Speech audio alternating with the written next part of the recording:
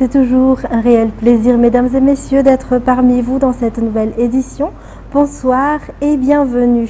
Tout de suite pour commencer, le lancement officiel du suivi et l'entretien des reboisements a eu lieu hier dans la commune d'Ambalava, aux régions d'Analamang. Ce n'est qu'un début, selon les explications du ministre de l'Environnement et du Développement durable. Le Premier ministre et le ministre concerné ont appelé chaque citoyen à faire de cette action une priorité afin d'augmenter le taux de réussite du reboisement. Mervoula Sferen et Bras de Nilsson pour plus de détails. En 2024, le taux de réussite de reboisement était de 69% et l'objectif est de l'augmenter grâce à un renforcement du suivi dans tout Madagascar. Le thème de cet événement était « La forêt vivante, garant du présent et de l'avenir ». Chaque année, l'objectif national est de couvrir 75 000 hectares de terrain, selon le Premier ministre, conformément à la vision du président de la République, Andry Rajoelina. Il a précisé que c'est une responsabilité collective de faire en sorte que les arbres plantés survivent afin de garantir une forêt verte capable de soutenir la production d'eau et d'énergie. Des pare-feux ont été mis en place, les jeunes plants entretenus et des équipements technologiques utilisés. Telles sont les actions menées dans le cadre de cette opération de suivi et d'entretien. L'objectif est d'obtenir de bons résultats du reboisement effectué. Le Premier ministre a également donné des instructions au ministère de la Décentralisation et de l'Aménagement du Territoire, ainsi qu'au ministère de l'Environnement, afin d'élaborer une stratégie claire de protection des sites de reboisement situés en périphérie des grandes villes à travers l'île. L'objectif est de les transformer en zones protégées pour éviter toute forme de dégradation ou d'accarement par des particuliers. En politique, certains tentent de déformer les propos du président Andry Rajoelina. Selon le doyen des sénateurs, Ndjemanzar Jean-André, il a déclaré qu'il est indéniable qu'il existe des difficultés à Madagascar car beaucoup manquent encore de l'essentiel. Mais c'est surtout la pauvreté mentale qui règne dans le pays, selon lui. Cela se manifeste par la jalousie et la haine de son prochain. Toujours un reportage de Mervoula Sferen et de Bras de Nilsson. De nombreux Malgaches vivent encore dans la pauvreté mentale, selon l'avis du doyen des sénateurs, Ndjemanzar Jean-André. Cette pauvreté mentale se traduit par la jalousie et la haine des autres, dit-il. Même en étant fortuné, si l'on est mentalement pauvre, cela ne vaut rien, a-t-il précisé, car on peut être considéré comme pauvre tout de même. Le président Andry Rajoelina, selon lui, déploie tous les efforts nécessaires pour concrétiser les projets de développement, mais beaucoup entravent cette avancée. Ce sénateur a invité le peuple malgache à ne pas prendre au pied de la lettre tout ce qui est dit. Et en économie, Madagascar Airlines va procéder au remboursement des billets d'avion annulés, mais remboursables, émis depuis 2022 selon une communication de la compagnie. L'opération devrait être entièrement achevée d'ici le 30 septembre 2025, d'après les précisions. Les détails. Un calendrier a été mis en place par Madagascar Airlines pour le remboursement des billets d'avion annulés mais remboursables, c'est-à-dire ceux émis sous le code MD. Pour les demandes reçues entre le 1er avril 2022 et le 31 août 2024, les remboursements sont déjà en cours avec un objectif de traitement complet d'ici le 30 novembre 2025.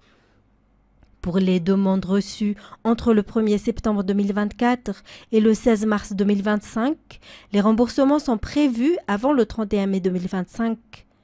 Pour les demandes reçues à partir du 17 mars 2025, le remboursement sera effectué dans un délai maximum de 30 jours ouvrés après réception de la demande. Dans son communiqué, Madagascar Airlines explique que la compagnie commence peu à peu à se redresser, notamment grâce à la mise en œuvre du plan Phoenix 2030. En effet, la dette de l'entreprise avait atteint 35 millions de dollars et les pertes cumulées dépassaient les 30 millions de dollars entre 2022 et 2024. La compagnie invite les clients concernés à faire preuve de patience durant ce processus.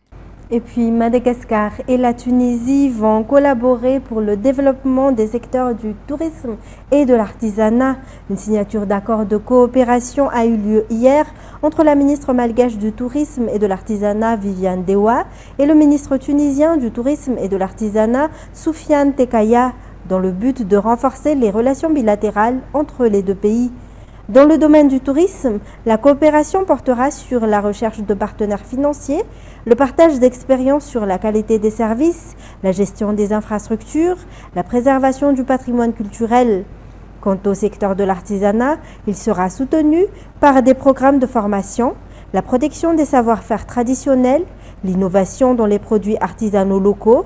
Un projet commun est également prévu pour former du personnel dans les restaurants et les établissements hôteliers en Tunisie. Et puis le secteur privé à Madagascar soutient les efforts du gouvernement pour faire progresser l'économie nationale. Selon un responsable d'un groupement d'entreprises, le respect des normes internationales est une condition essentielle pour un développement durable. L'obtention de la certification ISO 9001-2015 en est la preuve et selon lui, il est possible de transformer et d'améliorer la situation à Madagascar. Yves Janel. Le secteur privé malgache s'engage activement et appuie l'État dans la quête d'un développement durable. Les acteurs économiques sont prêts à collaborer avec les autorités pour faire progresser l'économie. Cela commence par l'amélioration de la gestion, des structures, des services offerts aux clients, par la prise en compte des aspects sociaux et surtout par la volonté de se conformer aux normes internationales. On essaye avant tout, c'est de nous changer nous-mêmes, de nous améliorer nous-mêmes pour mieux servir nos clients. Et donc, c'est pour ça qu'on a choisi SGS pour nous inscrire dans cette démarche et nous accompagner à faire ces progrès-là. Parce qu'effectivement, Madagascar a besoin de plus en plus d'acteurs structurés, si l'on veut, pour accompagner le développement du pays. Toujours selon lui, Madagascar peut relever des grands défis. L'obtention par les entreprises privées de la certification ISO 9001-2015 s'inscrit dans cette volonté de participer à l'amélioration de l'économie nationale. Toute l'équipe de toutes les entreprises du groupe se sont mobilisées afin d'aller vers cette certification, chose qui a été laborieuse et difficile, mais nous y sommes parvenus et cela montre que tout est possible à Madagascar. L'obtention de cette certification n'entraîne pas une hausse des prix des produits dans l'entreprise. Bien au contraire, les prix restent à la portée des clients, toujours selon les explications. Dans le domaine de la santé, les travaux de rénovation du service de maternité de CSB2 d'Ambuitsu ont été achevés et inaugurés hier. Une réhabilitation grâce à une collaboration avec le pavillon Sainte-Fleur. Grâce à cette infrastructure rénovée, cette Funkutane bénéficie désormais de services de santé maternelle et infantile. Le CSB2 d'Ambuitsu a également reçu de nouveaux équipements médicaux. Environ 45 femmes accouchent chaque mois au CSB2 d'Ambuitsu, situé dans le 2e arrondissement. Les habitants des Funkutane avoisinants bénéficient des services qui y sont offerts. Toutefois, le service de maternité était très vétuste et nécessitait une rénovation complète, explique le docteur Rizanien Anjiamatiar, médecin inspecteur. La rénovation du service de maternité du CSB2 d'Ambuitsu a été réalisée en partenariat avec le pavillon Sainte-Fleur. Il ne s'agissait pas seulement de rénover le bâtiment, mais aussi de le doter de nouveaux équipements médicaux. Tous les responsables incitent la population à respecter et préserver ce type d'infrastructure commun. Toujours dans ce contexte, le manque de personnel de santé reste un problème à Madagascar, surtout en milieu rural. En plus du nombre de travailleurs, certains hôpitaux ou CSB rencontrent encore de difficultés en matière d'équipement. Les acteurs du secteur comme les écoles supérieures formant les paramédicaux lancent un appel pour une attention particulière à ce sujet. Fadjessena Mireille. Les zones éloignées de la capitale sont les plus touchées par l'insuffisance du personnel de santé. Des efforts sont déjà entrepris par l'État, mais selon les explications, il faudrait encore augmenter le recrutement dans ce secteur. L'un des obstacles relevés par les étudiants ayant choisi la filière paramédicale est le manque de matériel dans certains hôpitaux, ce qui complique la répartition des tâches. Outre le recrutement des fonctionnaires, il est aussi important de soutenir les jeunes diplômés en construisant des centres de soins qui leur seront spécialement destinés, explique le général Israël Ravalsan, parrain de la promotion Voulamène. Plus de 350 étudiants en paramédical issus de la promotion Voulamène ont officiellement terminé leurs études hier à Woodvoorn. Poursuivons avec les actualités internationales. L'Ukraine, soutenue par ses principaux alliés européens et les États-Unis, a proposé à la Russie un cessez-le-feu complet et inconditionnel d'une durée de 30 jours à compter de ce lundi, à l'issue de la visite à Kiev d'Emmanuel Macron, Friedrich Merz, Keir Starmer et Donald Tusk. France 24.